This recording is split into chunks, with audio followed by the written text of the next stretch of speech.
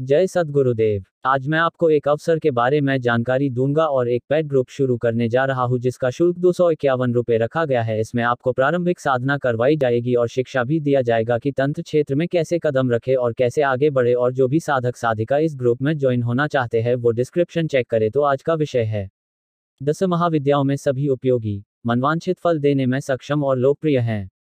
इनमें भी श्री महाकाली, श्री महालक्ष्मी और श्री बगलामुखी विशेष लोकप्रिय हैं। इनका शास्त्रोक्त नाम वल्गामुखी है। यह शत्रुओं का विनाश करने में सक्षम है। अस्तु इन्हें प्रबल से प्रबल तूफानों से टक्कर लेने वाली मां बगलामुखी के नाम से भी जाना जाता है। आज कुछ ऐसी परंपरा हो गई है, कोई यजमान आया और उसने कहा कि मैं शत्रुओं से त्रस्त हूं, बुरे हालात से पस्त हूं। इतना सुनना होता है कि विद्वान मां बगलामुखी का हवन कराने का परामर्श दे देता है। मैं सोचता हूं क्या मां बगलामुखी की साधना और हवन लाख दुखों की एक दवा है? क्या शत्रु से मुक्ति के और सारे द्वार बंद हो गए हैं?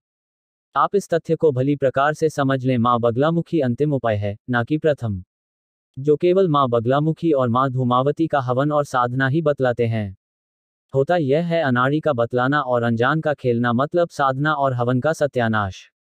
यह एक व्यवहारिक बात है। अगर आप प्रतिदिन किसी के समक्ष कोई ना कोई मांग रख दोगे तो एक दिन वह आपको मना कर देगा। कहा है मांगत मांगत मान घटे, प्रीत घटे गेरन के घर जाए। ओछे की संगत बुद्धि घटे, क्रोध घटे मन को समझाए। यह सत्य है। मैंने अपना तांत्रिक जीवन 10 महाविद्या की मां काली साधना से प्रारंभ किया। गुरु कृपा से एक मां धूमावती को छोड़कर शेष सभी महाविद्याओं की साधना की। बड़ा ही दिव्य आनंद प्राप्त हुआ। संभवतः जितनी मेरी आयु है उससे अधिक बार मां बगलामुखी का मंत्र जाप और हवन किया। शत्रु कहीं भी हो सकते हैं, कभी भी हो सकते हैं। जो आज आपका परम मित्र है कल वह आपका घोर शत्रु हो सकता है। मुश्किल यह है, प्रत्यक्ष शत्रु का तो मुकाबला किया जा सकता है, लेकिन जो गुप्त है, घात लगाकर वार करते हैं, आप उनसे किस प्रकार बचाव करेंगे? यह मूल प्रश्न है। आज के समय में औरों की बात छोड़ो, भाई भाई का शत्रु हो गया है। आज के इस घात प्रतिघात वाले समय में अपने शत्रु को शांत करने के लिए जितनी उपयोगिता मां बगलामुखी की है, संभवतः ही किसी और देवी देवता की होगी। अपनी सुरक्षा करने का अधिकार सभी को है।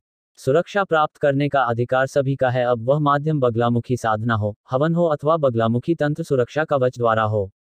यूं तो मां बगलामुखी के विषय में अनेक पौराणिक कथाएं मिलती हैं, लेकिन मैं केवल एक कथा का ही वर्णन करता हूं। साधकों द्वारा कहा गया है, मां का रूप दमक द्युति वाला। यह तो है प्रभु शिव के मुख की भयंकर ज्वाला। प्राचीन समय की बात है, जब असुरों का आतंक देवताओं पर छाया हुआ था तथा अनेकानेक शस्त्रों के प्रहारों से देवगण भयभीत थे। असुरों द्वारा देवताओं पर बार बार भीषण प्रहार किए जा रहे थे। तब ब्रह्मा जी भगवान शिव के पास जाकर अपनी चिंता तथा देवताओं की विपत्ति का कारण बतलाया। यह सुन भगवान शिव अत्यंत क्रोधित हुए तथा उनके मुख से एक महान तेज प्रकट हुआ, जिसके तेज से समस्त दिशाएं व्याप्त हो गईं। उस तेज ने सूर्य के समान प्रकाशपुंज उत्पन्न कर तीनों लोकों में कंपन उत्पन्न कर दिया। इसके बाद वह प्रकाशपुंज स्त्री के रूप में परिणत हो गया। शिव उग्र स्वरूपा होने के कारण स्त्रीरूपी देवी के ललाट पर चंद्र जडित मुकुट के साथ साथ ललाट पर तीसरा नेत्र भी शोभायमान था। देवी ने शरीर पर ज्वाला के पीत वस्त्र धारण कर रखे थे तथा एक हाथ में शत्रु की जिह्वा व दूसरे हाथ में गदा धारण किए थी। भगवान शंकर के क्रोध से उत्पन्न यह असुर विनाशिनी शक्ति समस्त विश्व में बगलामुखी के नाम से प्रसिद्ध हुई। यह शिव की संहारक शक्ति है। प्राणियों के शरीर से अथवा नाम का प्राण सूत्र निरंतर निकलता रहता है। जब भी हमारा मन व्याकुल होता है, इसी व्याकुलता को अथवा कहते हैं। अथर्ववेद एक औषधि विज्ञान का ग्रंथ है। इसके अनुसार अभिचार प्रयोग है। इसका सीधा संबंध अथवा सिद्धांत से है। अथवा सूत्रोरूपा इसी महाशक्ति का नाम वल्गामुखी है। स्मरण रखें, शत्रु को कष्ट देने अथवा शांत करने के लिए साधक को कृत्या की साधना और हवन करना चाहिए। क्या आप कभी मेरे साथ तंत्रोक्त कृत्या हवन करेंगे? मां बगलामुखी अष्टमी महाविद्या है। मां बगलामुखी की साधना, आराधना, उपासना, हवन श्री महाकाली, मां तारा तथा षोडशी का ही पहला क्रम है। इनकी उत्पत्ति के विषय में सबसे पहले रहस्योद्घाटन प्राणतोषिनी में भगवान शंकर ने किया था। यह वही महाविद्या हैं जिन्होंने प्रसन्न होकर भगवान विष्णु को इच्छित वर दिया था, जिसके कारण यह अखिल विश्व विनाश से बच गया था। मां बगलामुखी को वैष्णव तेज से युक्त ब्रह्मास्त्र विद्या एवं त्रिशक्ति भी कहा जाता है। यह वीर रात्रि हैं। इनके शिव एकवक्त्र महारुद्र हैं।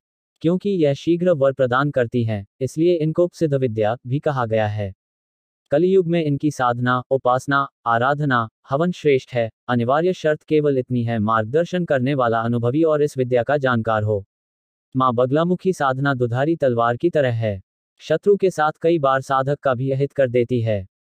कहा है, तंत्र साधना अगम है, चलना तलवार की धार। गुरु कृपा से सफलता माता बगलामुखी के आविर्भाव हुआ था। बगलामुखी की साधना सदैव धेनु मुद्रा में ही करनी चाहिए। मां बगलामुखी की साधना हवन में केवल पीली वस्तुओं का प्रयोग करना चाहिए।